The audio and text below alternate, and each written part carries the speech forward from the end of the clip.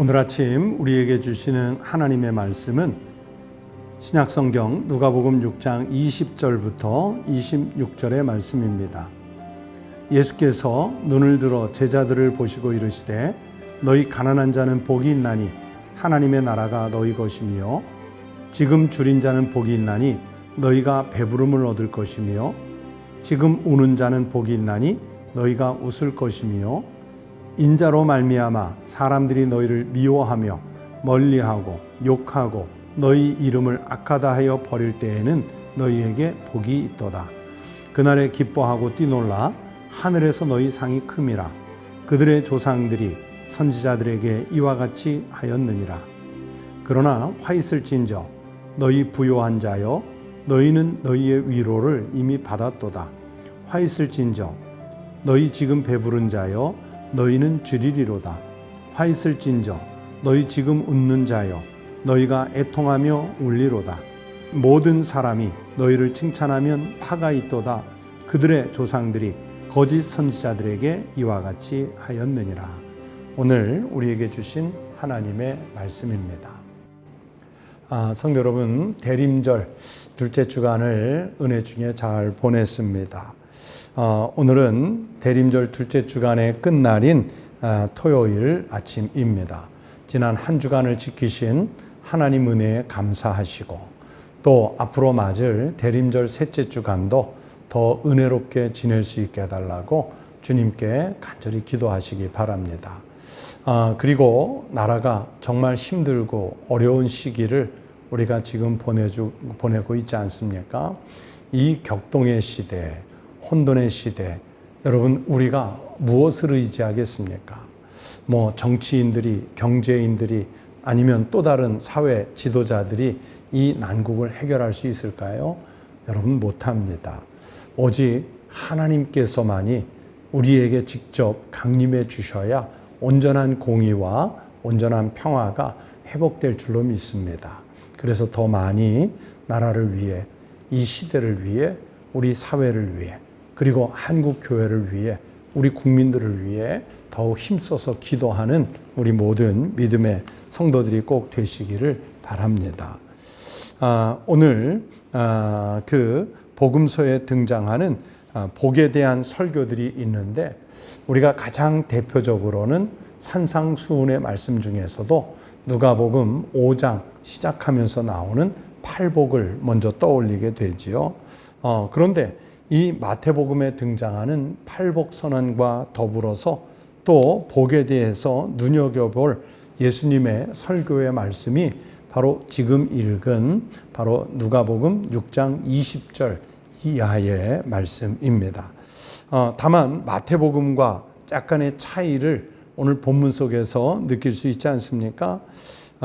마태복음에서는 8가지의 복을 연이어서 계속 말씀하셨는데 오늘 본문으로 읽은 누가복음 6장 20절 이하에서는 먼저 4번의 복을 선포하셨지요. 그리고 이어서 4번의 화를 또 선포하셨습니다.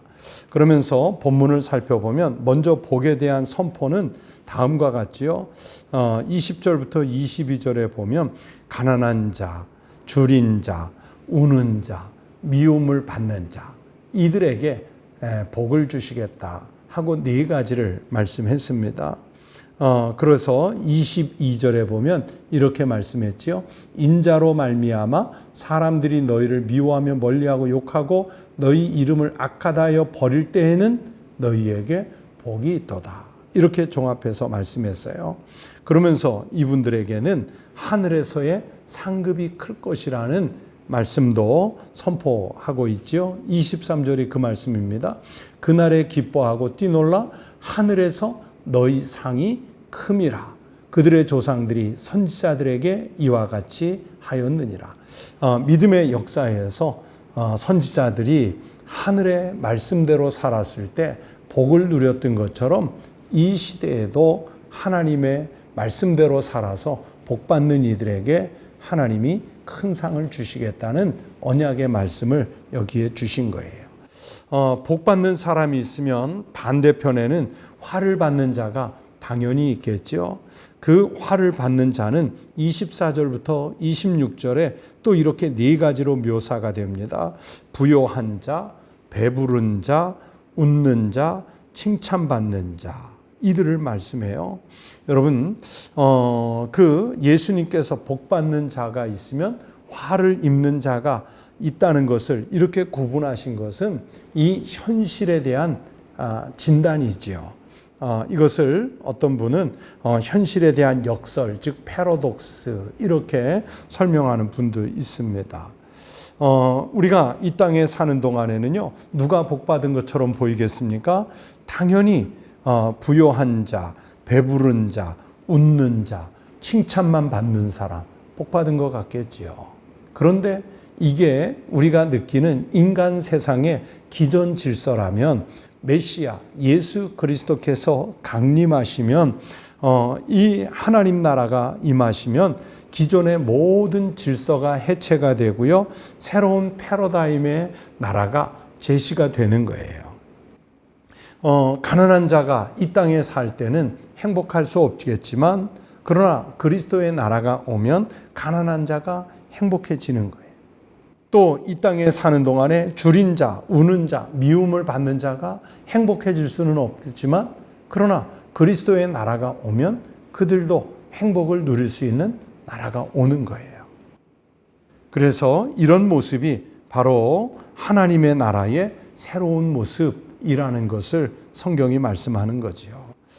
누가복음 16장 19절 이하에 보시면 우리가 잘 아는 부자와 나사로의 이야기가 있지 않습니까? 이 땅에 사는 동안에 부자는요, 왕같이 살았어요. 매일 잔치하는 집에서 왕들이 혹은 왕들의 그 친족에 해당되는 귀족을 상징하는 자색 옷을 입고요. 그리고 상상할 수 없는 왕궁 같은 집에서 살면서 세상의 모든 부요와 안식을 누렸단 말입니다. 반면에 가난한 자 나사로는 어떻습니까? 그 집 대문 밖 처마 밑에 살면서 상처가 난 곳을 그 동네 개들이 와서 핥아야 했고, 그 집 주인의 밥상에서 떨어지는 그 버려진 음식으로 일용할 양식을 삼아야 했고, 사람들에게는 전혀 인정과 존경을 받을 수 없는 그런 형편에 놓여 있었습니다.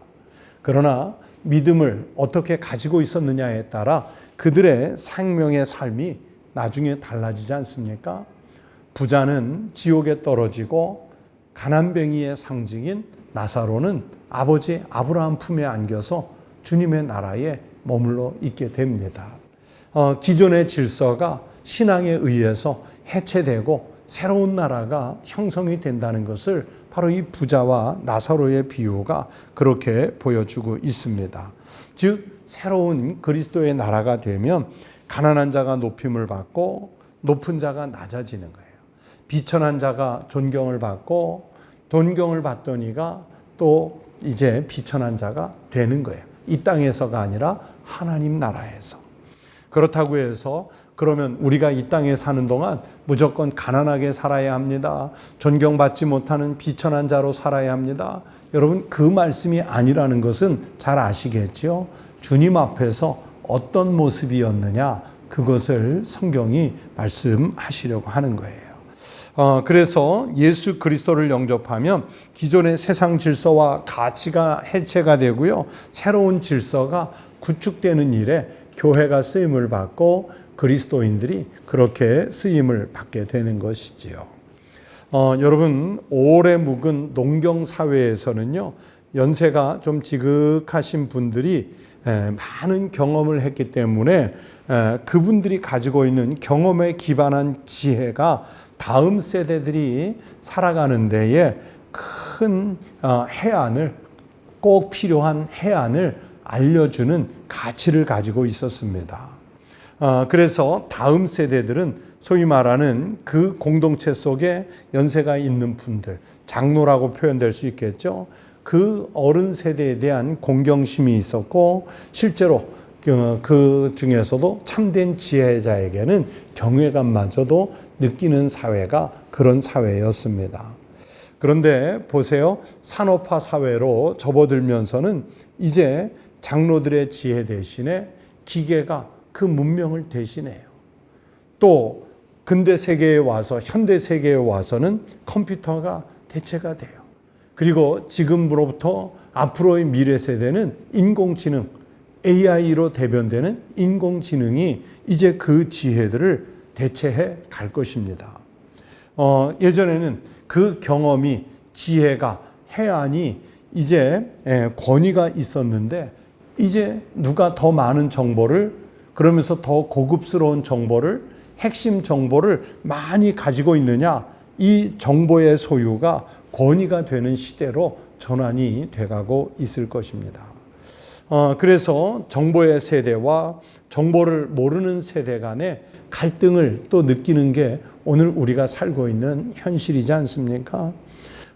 이 사회적 가치관, 역사적 가치관이 이렇게 변동되기만 해도 갈등의 요소들이, 그리고 불안의 요소들이 우리 속에서 일어나는데, 여러분, 예수 그리스도의 강림하심으로 인해서 완전히 다른 패러다임의 세계가 이루어진다고 하면 당연히 거기에 또 다른 갈등이 있겠지요.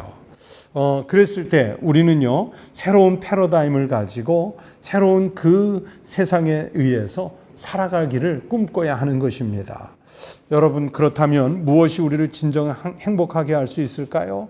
우리가 세상 사람들과 똑같이, 그래서 정보를 많이 갖고 금융 권력을 많이 갖고 정치적 권력을 많이 갖고 그러면 우리가 과연 행복해질 수 있다, 이렇게 말할 수 있을까요? 아닙니다. 예수님은 하나님 나라의 질서를 말씀하시면서 세상의 그런 가치와는 전혀 다른 차원의 가치를 팔복에서도, 그리고 오늘 본문에서도 말씀해 주시고 있습니다. 경험의 가치 또는 정보의 가치로 비견되는 이 세상의 가치가요, 성도들을 평안하게, 안녕하게 만들어주지 않는다는 말씀입니다. 우리가 정말 평안하게 행복하게 살고자 한다면 하나님 나라의 새로운 가치가 우리 인간을 구원의 세계로 이끌어 주었을 때 우리가 누릴 수 있는 아주 특별한 은혜이고 감동이지요. 그래서 여러분 보세요. 세상에서 우리가 다양한 계층의, 다양한 방식의, 다양한 문화 속에 다른 삶을 살지만 예수 그리스도를 가진 사람과 예수 그리스도를 알지 못하는 사람이 어떤 가치관을 가지고 사는지를 우리가 한 번 더 비교해 보십시오. 여러분, 우리가 그것을 알잖아요. 세상의 가치를 바라보지 않고 하나님의 가치가 담긴 새로운 질서로 살아갈 때 우리가 얼마나 큰 행복을, 감동을, 감사를 느낄지 우리가 잘 알고 있지 않습니까? 그래서 다시 한번 23절 말씀을 읽어드리겠습니다. 그날에 기뻐하고 뛰놀라 하늘에서 너희 상이 큼이라 그들의 조상들이 선지자들에게 이와 같이 하였느니라. 하나님 나라의 상급을 기대하면서 이 혼돈의 세상 속에서 주님 나라 강림을 기다리시고 또 주님의 성령의 감동을 내 심령에 품고 사셔서 우리가 세상 사람들과는 조금 다른 차원의, 아니 한 차원 더 높은 차원의 꼭 삶을 살아가실 수 있기를 바랍니다. 하나님께서 우리에게 채우시는 은혜와 감동으로 충만한 대림절의 삶을 살아가실 수 있게 되기를 주의 이름으로 축복합니다. 기도하시겠습니다. 아버지 하나님, 이 땅에 우리가 살다 보면 너무나 많은 시험과 유혹들이 있습니다. 그리스도가 여기 있다, 저기 있다, 우리를 미혹하면서 아버지 하나님, 그 믿음을 향한 신앙을 흔들려는 세력들이 있습니다. 돈이 전부인 것처럼, 권력과 명예가 우리의 삶을 지탱하는 절대적인 것처럼 우리를 시험하고 유혹하는 일들이 많습니다. 그러나 하나님 아버지, 이런 험한 세상 속에서 우리는 오직 우리 주님 예수 그리스도만 바라보게 하여 주시옵소서. 주 예수여, 어서 오시옵소서. 빨리 오시옵소서. 속히 오시옵소서. 주님의 강림을 어느 때보다도 더 간절히 기다리는 대림절을 지내게 해 주시옵소서. 하나님 아버지, 이 땅에 희망이 없어서 이곳저곳에 방황하고 유리하는 백성들이 많은데 교회와 우리 모든 그리스도인들이 저들에게 그리스도의 강림의 소식, 복음의 소식으로 희망과 기쁨을 줄 수 있게 하여 주시옵소서. 이 땅에서의 상을 기대하고 사는 것이 아니라 하나님의 백성으로 살았을 때 하나님께서 기뻐 뛰놀게 하시며 아버지의 나라에서 상급을 크게 하실 것을 기대하며 오늘도 믿음으로 승리하는 삶을 살게 하여 주시옵소서. 내일 거룩한 주일입니다. 우리 사랑하는 모든 성도들, 하나님의 백성들이 주님의 강림을 손꼽아 기다리며 주의 전에 나와 주님을 찬미하고 주님의 강림을 기다리며 예배하게 하여 주시옵소서. 그리고 흩어진 모든 백성들 어느 곳에 있든지 그곳이 예배의 처소가 되게 하여 주시옵시고, 하나님 없는 사람들 속에 성령의 바람이 불어 하나님을 찾는 놀라운 역사가 곳곳에서 일어나게 하여 주시옵소서. 오늘 하루의 일과도 주님께 맡겨드립니다. 통치하여 주시옵소서. 예수 그리스도의 이름으로 간절히 기도하옵나이다. 아멘. 네, 오늘 토요일 아침 같이 기도하실 제목 몇 가지 나누겠습니다. 오늘 제가 설교의 제목을 생명을 살리는 하나님의 질서 하면서 사회적 가치와 하나님 나라의 가치, 그리고 세상의 질서와 다른 예수 그리스도의 강림하시는 새로운 질서를 말씀드렸지 않습니까? 그러므로 우리는 이 땅에서 살면서 세상의 가치보다 하나님 나라의 가치를 바라보며 살 수 있는 믿음을 갖게 해달라고 꼭 기도하십시오. 그리고 우리 주변에 아직도 예수님을 영접하지 못한 우리 가족들이 있습니다. 친구, 친지들이 있습니다. 가까운 이웃들 혹은 동료들이 있습니다. 그들에게 그리스도 예수의 복음이 전해져서 그 영혼들이 꼭 구원받을 수 있게 해달라고 여러분 간절히 기도하십시오.